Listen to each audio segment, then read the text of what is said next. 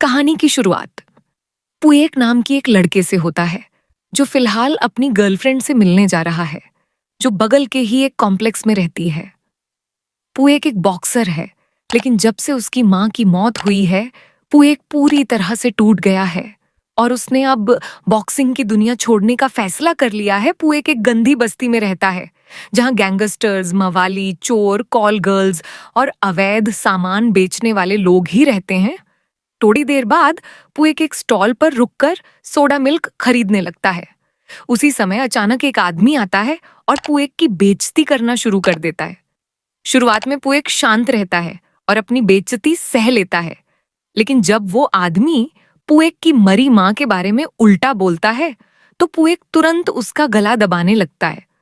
उसी समय पुएक की गर्लफ्रेंड भी वहां आ जाती है, जो उन दोनों को अलग करती है और पुएक को वहां से ले जाने की कोशिश करती है। और जब पुएक वहां से जाने वाला होता है तो वो आदमी इस बार हद पार कर देता है और पुएक से कहता है कि जब उसकी माँ जिंदा थी तो वो रोज शाम उसके पास आता था। दरअसल गरीबी की वजह से पुएक की माँ भी कॉल गर्ल का काम किया करती थी। इस बात से पुएक इतना ज्यादा गुस्सा हो जाता है कि वो अपना होश खो देता है और आगे पुएक उस आदमी को गोली मार देता है, जिसके बाद उसे 10 साल की सजा हो जाती है और उसे सीधे जेल ले जाया जाता है। वहां पहुंचने पर पुएक को एक नए कैदी फ्लूके के साथ जेलर के कमरे में लाया जाता है। पता चला कि फ्लूके बैंकॉक शहर का एक लेडी बॉय है। फिर जेलर पू एक और फ्लूके से पूछताछ करता है कि दोनों जेल कैसे पहुंचे। पू एक बताता है कि उसने एक आदमी को मार डाला क्योंकि उसने उसकी माँ का अपमान किया था, जबकि फ्लूके पर ड्रग्स की तस्करी का आरोप है। हालांकि उसने ऐसा कुछ नहीं किया था। ये सब सुनकर जेलर उन्हें इस जेल में शांत और अच्छे से रहने की सलाह देता है और वो पुयक और फलूके को ब्लॉक ए सेल में डलवा देता है। लेकिन सेल में डालने से पहले पुएक और फ्लूके के बाल काटे जाते हैं, जिससे वो टकले हो जाते हैं। इसके बाद रात में पुएक और फ्लूके को जेल के अंदर दिखाया जाता है और उन्हें पता चलता है ब्लॉक ए सेल का लीडर बियर नाम का एक लड़का है, जो कि एक बदमाश लड़का है जिससे ब्लॉक ए के सभी कैदी डरते हैं और अगर कोई उसकी बात नहीं मानता है तो वो उसे या किसी को भी मारने में ज्यादा नहीं सोचता। और जब उसे पता चलता है कि 2 और नए लौंडे सेल में आए हैं तो बियर अपने चेले गोल्फ से पुएक और फ्लूके को उसके पास लाने के लिए कहता है, क्योंकि वो अभी तक उनसे मिला नहीं है। जिसके बाद गोल्फ उनके पास जाता है, लेकिन पुएक खुद को रोकता है और शांत रहने की कोशिश करता है। पुएक के साथ जानवरों जैसा बर्ताव करते हुए देख फरंग को उस पर दया आती है, लेकिन बैंग फरंग को दूसरे ब्लॉक के कैदी के मामले में दखल देने से मना करता है। इसके 1 घंटे बाद पुएक को बाकी कैदियों के साथ नहाते हुए दिखाया जाता है। तभी वहां बियर और उसके चिलगोजे आते हैं और तुरंत उसे घेर लेते हैं। बियर पुएक को समझाता है कि नहाना फ्री नहीं है, इसलिए उसे पैसे देने पड़ेंगे। पुएक कहता है कि उसके पास एक पैसा भी नहीं है, इसलिए वो उससे कोई और काम करा ले। बियर कहता है कि चलो ठीक है, तुम मेरे सामने अपने घुटने टेक लो, बात खत्म। और पुएक को जबरदस्ती घुटने टेकवाया जाता है। पुएक को पीटा भी जाता है, लेकिन फिर भी वो खुद को शांत रखता है। जिसके बाद फ्लूके को पकड़कर लाया जाता है और उसे पुएक को लात मारने को कहा जाता है। पुएक ऐसा करना तो नहीं चाहता था, लेकिन दबाव में वो एकदम धीरे से उसे लात मारता है। फ्लूके के फूसकी हमले के बाद पियर और उसके साथी मिलकर पुएक को बुरी तरह पीटने लगते हैं। इसके थोड़ी देर बाद पीटे जाने की वजह से हम पुएक को बेहोश हालत में देखते हैं। यहाँ पुएक अपने बचपन का सपना देखता है, जब उसने एक बॉक्सिंग प्रतियोगिता में भाग लिया था, लेकिन बदकिस्मती से उसके साथ लड़ने वाला लड़का उससे ज्यादा ताकतवर था, जिसने पुएक को हरा दिया था। जिसके बाद पुएक उदास होकर घर लौट आता है, जहां उसकी बीमार माँ ने उसके चोट पर दवा लगाई और साथ ही पुएक से फिर कभी बॉक्सिंग न करने के लिए कहा, क्योंकि इससे पुएक के शरीर को काफी चोट पहुंच रही थी। लेकिन पुएक कहता है कि अगर वो बॉक्सिंग नहीं करेगा तो वो कहां से खाएंगे। पुएक वादा करता है कि एक दिन वो अपनी माँ को जरूर खुश करेगा, चाहे उसे कुछ भी करना पड़े। सीन वापस प्रेजेंट में आता है, जहां पुएक अभी भी उसी जगह पर बेहोश पड़ा हुआ है। थोड़ी देर बाद जेलर पुएक के ऊपर पानी डालकर उसे होश मिलाता है, जिसके बाद जेलर पुएक को जल्दी से ग्राउंड में बाकी कैदियों के साथ लाइन में खड़े होने को कहता है। जेलर के जाने के बाद फ्लूके उसके पास आता है और उसे एक संतरा देता है। साथ ही फ्लूके माफी भी मांगता है क्योंकि उसे बियर के कहने पर मजबूरी में उसे लात मारना पड़ा था। पुएक उसकी बात समझता है और कहता है, अरे कोई दिक्कत नहीं। इसके बाद फ्लूके बाकी कैदियों के साथ लाइन में चला जाता है, जबकि पुएक पहले अपना संतरा खाता है। इधर ग्राउंड पर पहुंचते ही फ्लूके को बियर फिर से पीटने लगता है क्योंकि उसे पता चला है कि उसने पुएक की मदद की है। लेकिन तभी पुएक वहां आ जाता है और सीधे बियर को लड़ने के लिए झुका है, इसलिए दोबारा लड़ाई करना सही नहीं होगा। उसी समय बैंग ब्लॉक बी का लीडर आगे आता है और फरंग को हटने के लिए कहता है, जिसके बाद बैंग बियर के साथ शांति से एक समझौता करता है जिसके तहत वो पुएक को ब्लॉक बी में ले जाएगा और फ्लूके उसके साथ रहेगा।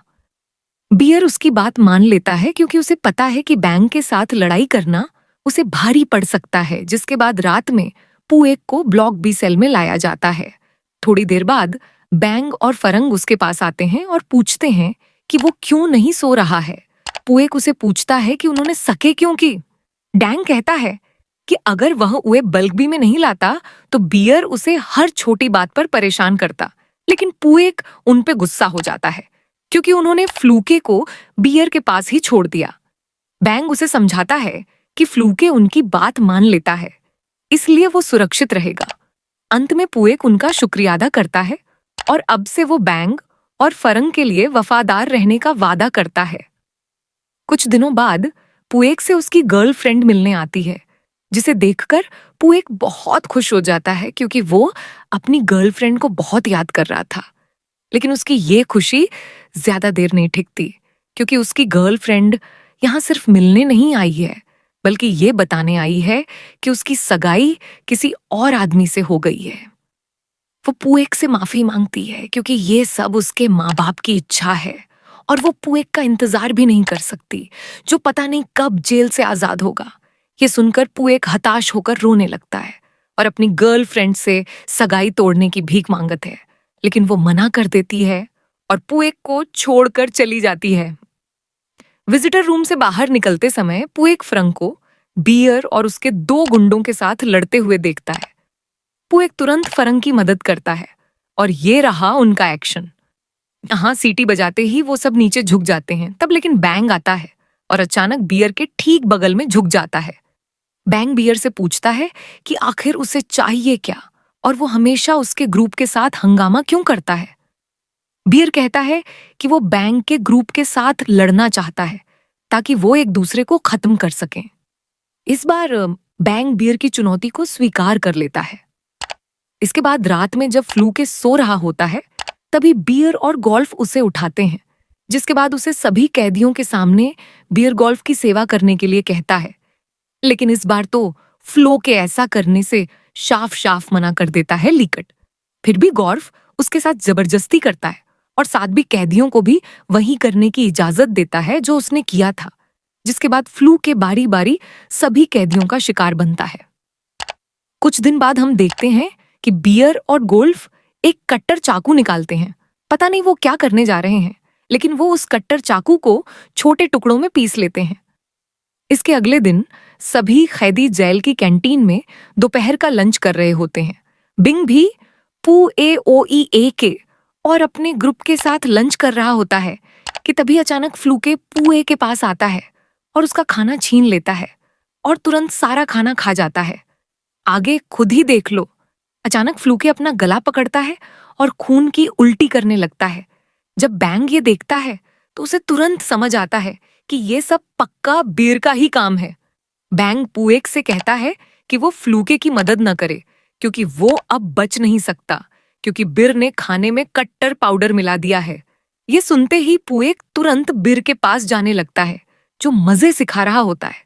लेकिन कुछ हंगामा हो, फरंग पुएक को रोक लेता है, जिसके बाद बैंग बियर के पास जाता है और कहता है कि तू एक दरिंदा इंसान है जो केवल कमजोर लोगों को परेशान करता है।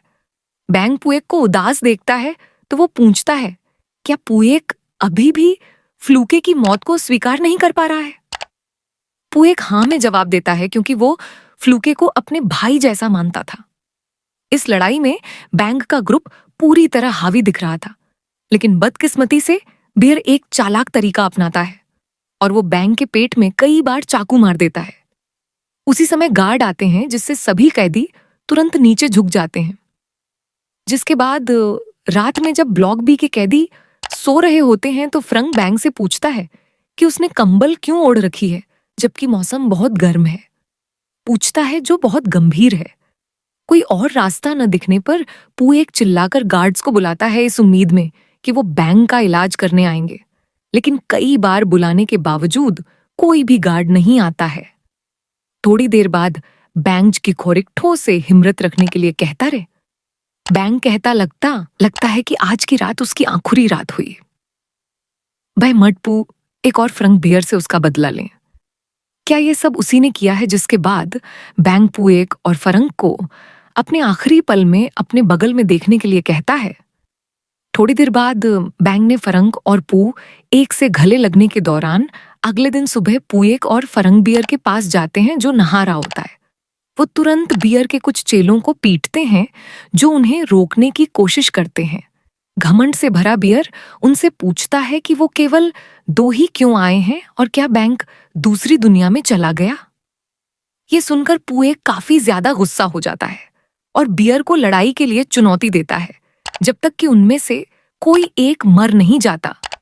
बेशक बियर पू एक की चुनौती स्वीकार करता है, लेकिन वो चाहता है कि इस बार की लड़ाई में सभी लोग चाकू का इस्तेमाल करेंगे और लड़ाई आज दोपहर जेल के बाथरूम के अंदर होगा। थोड़ी देर बाद पू एक को फरंक के साथ चाकू तेज करते हुए दिखाया जाता है। फरंक पू एक से पूछता है कि वो अकेले क्या करने वाला है, वो सिर्फ लड़ाई करेगा या कुछ और। पू एक कहता है कि अगर अगली बार की तरह सभी लड़ते हैं तो बीच में ही बियर को खत्म करने से पहले गार्ड उन्हें रोक लेंगे, लेकिन इस बार वो ऐसा नहीं होने देगा और वो अकेले ही बियर से लड़ेगा, क्योंकि इस बार उसके पास आखिरी और एक बड़ा एम करने का। इसके बाद दोपहर में पू एक और फरंक बियर के आने का इंतजार कर रहे होते हैं। थोड़ी देर बाद बियर अपने चेलों के साथ आता है। यहां फरंक सभी से कहता है कि वो पू एक और बियर को छोड़कर कोई न लड़े और चुपचाप बस उनकी लड़ाई देखे। बियर खुशी खुशी मान जाता है, जिसके बाद दोनों में लड़ाई शुरू हो जाती है। इसी बीच पू एक की बाह पर चाकू से खरोंच लग जाती है, जिसके बाद वो अपनी बॉक्सिंग स्किल के साथ बियर से लड़ता है और बियर को बुरी तरह घायल करने में कामयाब हो जाता है और उस पे लगातार हमला करके उसे कमजोर कर देता है, जिसे देखकर गोल्फ उसकी मदद करने की कोशिश करता है, लेकिन फरंग तुरंत उसे रोक लेता है और समझौते के बीच में दखल देने से मना करता है और आगे पू एक बियर का गला घोंटकर उसे मार देता है।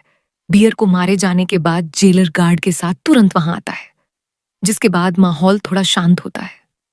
इसके बाद पू एक और फरंग को काल कोठरी में ट्रांसफर कर दिया जाता है, क्योंकि उन्हें बियर की हत्या और हंगामा करने का दोषी माना जाता है। कुछ देर बाद जेलर उनके पास आता है और उन्हें खाना देता है। फिर जेलर बताता है कि आज फरंग और पू एक का इस जेल में आखिरी दिन है, क्योंकि जल्द ही उन्हें इससे भी बेकार और सख्त जेल में ट्रांसफर कर दिया जाएगा, क्योंकि उन्होंने सब कुछ खुले तौर पर बियर को मार डाला है।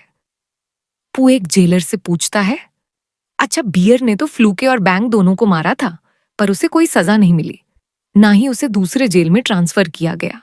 जेलर जवाब देता है कि बियर ने यह सब बहुत सफाई से किया था और कोई भी उसका गवाह नहीं बन सका, इसीलिए वो बच रहा था। इसके थोड़ी देर बाद पू एक और फरंग को दूसरी जेल में ट्रांसफर कर दिया जाता है।